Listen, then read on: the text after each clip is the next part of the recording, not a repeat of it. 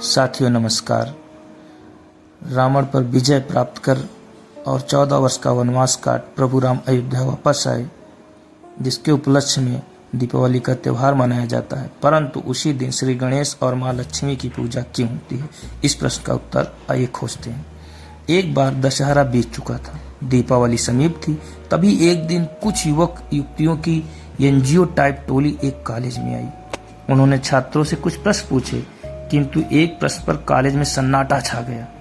उन्होंने पूछा, जब दीपावली भगवान राम के 14 वर्ष के वनवास से अयोध्या लौटने के उत्साह में मनाई जाती है, तो दीपावली पर लक्ष्मी पूजन क्यों होता है, श्री राम की पूजा क्यों नहीं? प्रश्न पर सन्नाटा छा गया, क्योंकि उस समय कोई सोशल मीडिया तो था नहीं, स्मार्टफोन भी नहीं थे कि गूगल पर सर्च करके बता दें। किसी को कुछ नहीं पता। तब सन्नाटा चीरते हुए हम में से ही एक हाथ प्रश्न का उत्तर देने हेतु ऊपर उठा। उसने बताया कि दीपावली उत्सव 2 युग, सतयुग और त्रेता युग से जुड़ा हुआ है।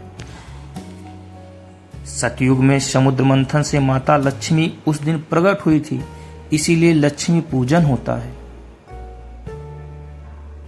भगवान श्री राम भी त्रेता युग में इसी दिन अयोध्या लौटे थे, तो अयोध्या वासियों ने दीप जलाकर उनका स्वागत किया था, इसलिए इसका नाम दीपावली है।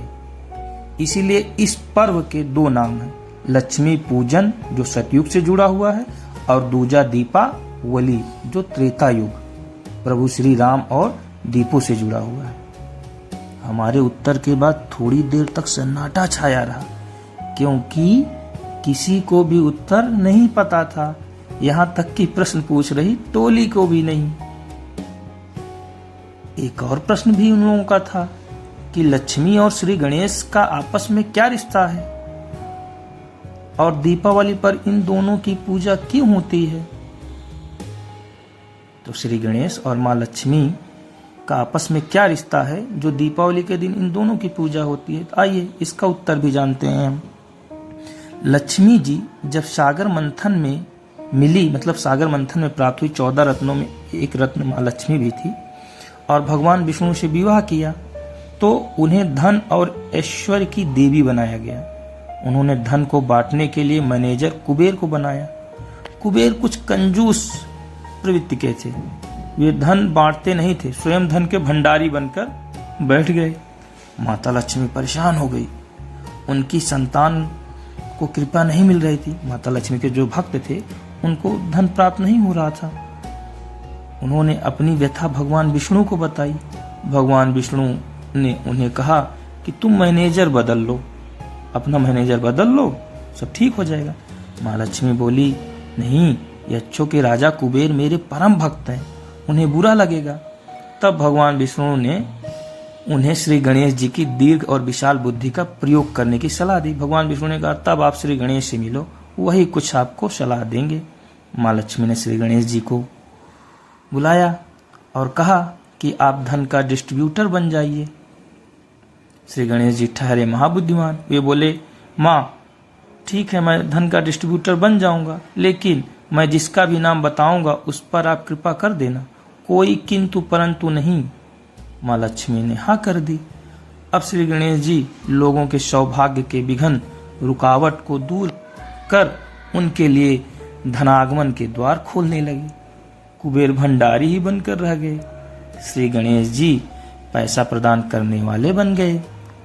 गणेश जी की दरिया दली देख माँ लक्ष्मी ने उन्हें अपना मानस पुत्र घोषित किया, और उसके बाद कहा, श्री गणेश को आशीर्वाद दिया और कहा कि जहां वे अपने पति नारायण के संग ना हो, वहां उनका पुत्रवत गणेश उनके साथ रहे। दीपावली आती है कार्तिक अमावस्या को। भगवान विष्णु उस समय योग निद्रा में होते हैं। वे जागते हैं 11 दिन बाद देव उठानी एकादशी को। माँ लक्ष्मी को पृथ्वी भ्रमण करने आना होता है। दीपावली के दिन माँ लक्ष्मी पृथ्वी भ्रमण पर आती हैं। शरद पूर्णिमा से दीपावली के बीच वे 15 दिनों में तो वे संग ले आती हैं श्री गणेश जी को, इसीलिए दीपावली को लक्ष्मी गणेश की पूजा होती है। साथियों, यहाँ आपको समझ में आया? चलिए फिर मेरे कुछ प्रश्न हैं, उसका उत्तर आप दीजिए। देखते हैं कौन कौन सही उत्तर देता है। कमेंट बॉक्स में आप अपना उत्तर जरूर दर्ज कराइए। तो मेरे 3 प्रश्न हैं, ये रहे स्क्रीन पर। आप इन प्रश्नों का उत्तर कमेंट बॉक्स में जरूर लिखें। ठीक, नमस्कार साथियों, आपके सामने ये 3 प्रश्न। धन्यवाद।